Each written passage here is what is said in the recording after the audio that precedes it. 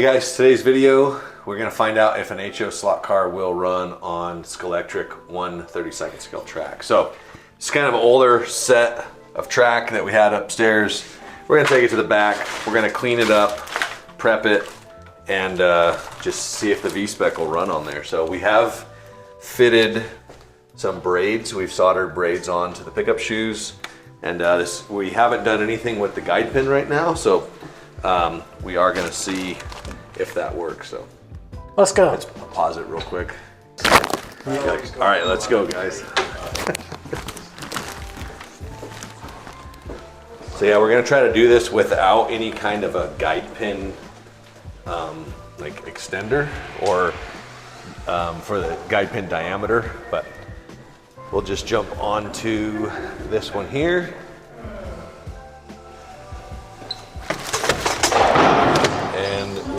We have just some basic straights and curves.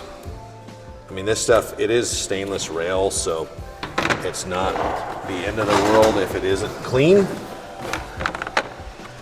But we're just gonna see if it works. If it does work, then we most likely will start producing the braided shoes and come up with a combo that will allow you to you know, get more out of your 132 track, or if you're into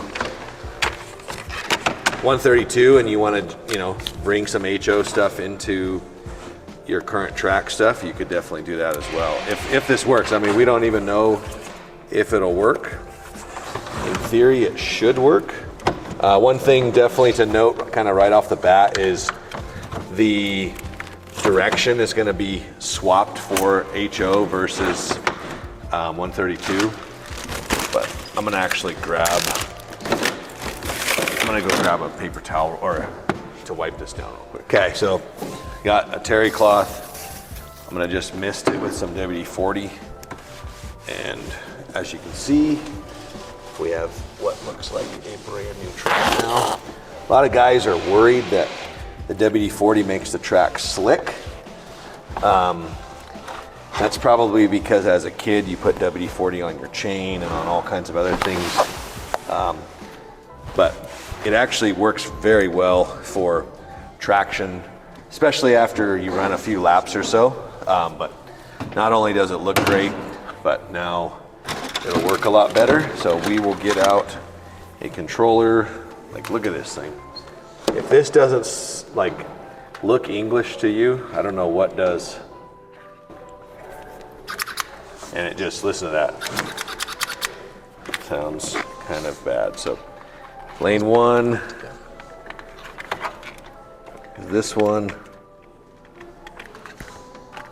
this thing keyed, yeah, it only can go in one way.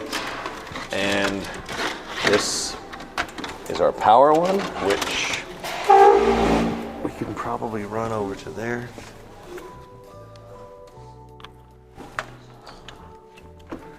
Okay. Does it go the other way because it's British? You know, that could be why. But a lot of the larger scale stuff, even in America, it goes the opposite direction. So let's see. So no power. So no, oh, there we go. Okay, so it just needed to get flowing. Oh yeah, guys, we're good. So not super linear of a controller because I'm having to squeeze it pretty hard to get the car to go. Some of that could just be because of the traction magnet. That's so fast. But on a bigger track, I mean, it would be fine. Also too, the guide pin is a standard guide pin, which it does move around quite a bit in the track here. It's not necessarily the end of the world. I am gonna pull the braids up a little bit. You can see how I have the braids kind of trailing in because this is a narrower system than what we run on HO. But this car has pretty strong magnets, which is why the controller feels spongy. But if we pull the magnets out, let's just see how it goes without magnets in there. So this will be, still obviously has the motor magnets, which they do provide downforce. But it honestly, it doesn't even have enough now to suck the front end down. So that doesn't work. But if it was brass weighted, that might be an option, but I feel like because of the braids on the front, it definitely does need to be sucked down. We will put one traction mag in, and we'll see how that works. I mean, ultimately, we're just trying to get more drivability out of these stock controllers. If you had an aftermarket controller, this wouldn't even be a problem. Yeah, so that kind of made it worse, which is kind of weird because it should be half as good. I just broke the magnet clip. So these clips, when they get older and dry from pulling them on and off so many times, it's one of my least favorite things about the V1 magnet clip. But we can still run it without it. We'll get these maxi mags in here.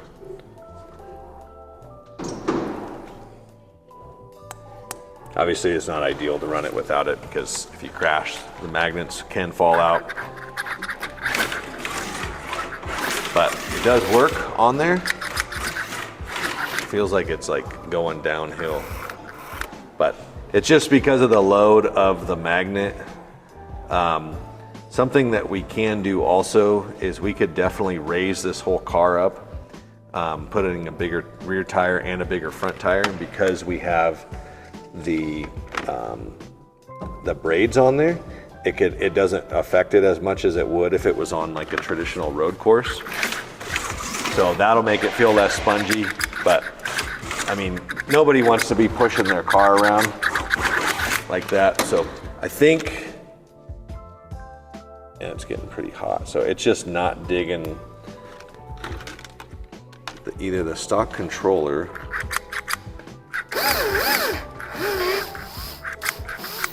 it probably is actually just more of the braid that's giving us problems here, because these are pretty short braids.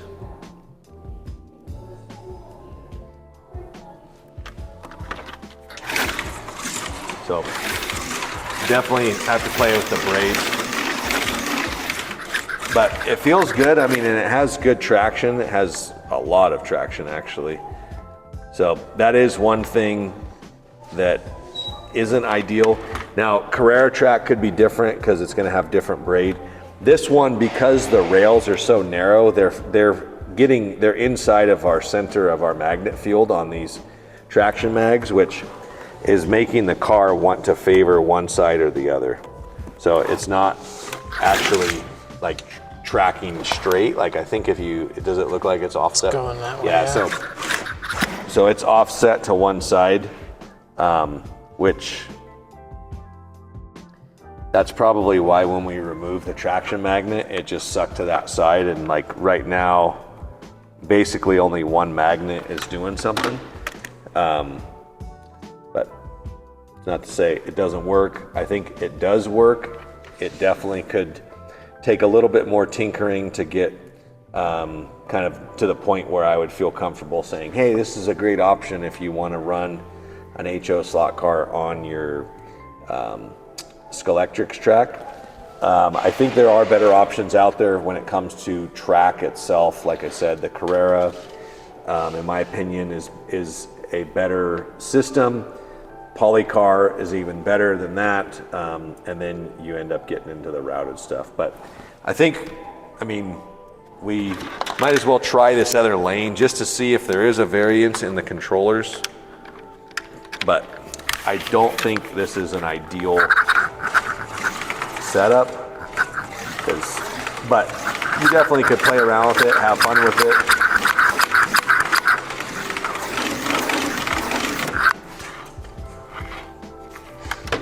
We're good.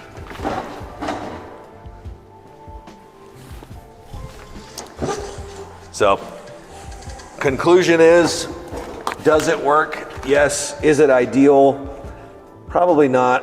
But I think for this test, that honestly, if you guys wanted to have a track, you want to play around with it. I know BS Slot Cars, Steve, he does the braid on the Mega G Plus cars, and I'm not sure which track he has, but you might check out his page for more information on that.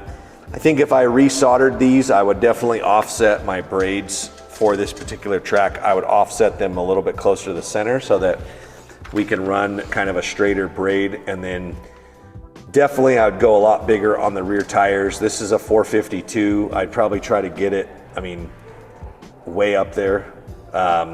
And the front tires, you know what? Let's just do that real quick before we end this video. Yeah, let's head up to the office. We're not in a hurry, right? Got all the time. I get paid by the hour. So, yeah, let's go. We'll put a 405 front end on it and see what that does. What are we watching? The wonders of custom. Freaking TV wants a vacation already. Grabbed a new magnet clip. I grabbed some 420 fronts, and these rears, they're not ideal for these rims, but I do know for a fact that if I push them over them, it makes a 500 rear, which is a massive, massive tire, which will get the car up off of the rail big time. So we're gonna put a new clip on this thing, and we are going to pull the 350 fronts. Look at those freaking things, dude. Like, if you like dualies, this is it. Right there. Looks like a dually. I'm gonna need my pliers. Actually, I don't need the pliers, I don't think, to put these on.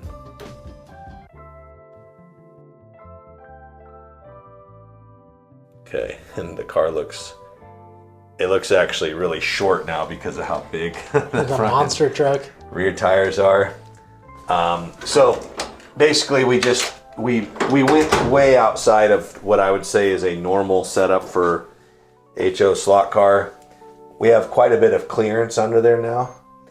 But as you can see, our braids are still touching the track. So we might as well try running this on the HO track while we're back there. You know what I mean? Why not? So let's head back to the track, see what happens. Okay guys, we're gonna try this off-road setup on the road course first.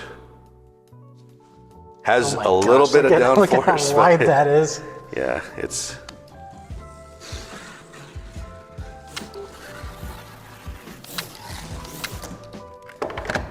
Does not have any traction, which a lot of guys are gonna be like, oh, you gotta drive it. Ugh. Trust me, you gotta drive it no matter what it has. It's just, right now, if it just rolls off the track, not super enjoyable, but.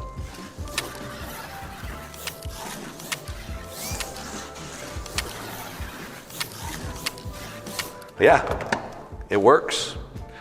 So now let's take this off-road beast over to our 1/32 scale oval, custom made by Scalextric. I guess it's probably Scalextric USA, but we know where it comes from, guys. Can't fool us.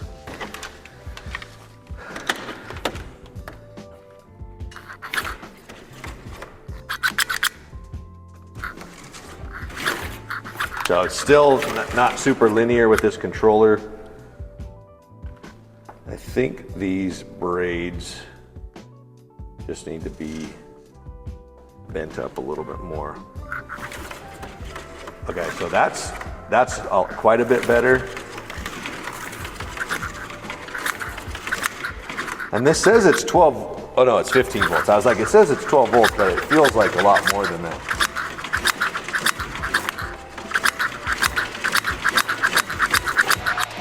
Ah! Whoa.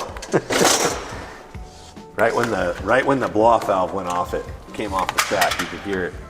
So definitely better. It's still just not ideal, you know, like the way the magnets are, like I can still feel it pulling down on there.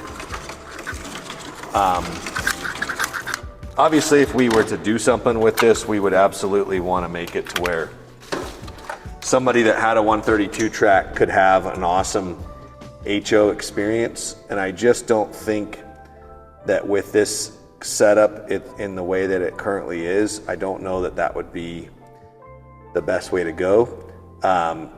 Obviously, we could try different magnets. We could try a lot of that stuff. I think what I'm going to probably do is I will order a Carrera track, and we'll try a Carrera track before we give kind of our final thoughts on this. But I think for Scalextric, you're probably going to have a lot more fun with your 132 cars on the Scalextric track. I mean, to me, it's just not ideal on here.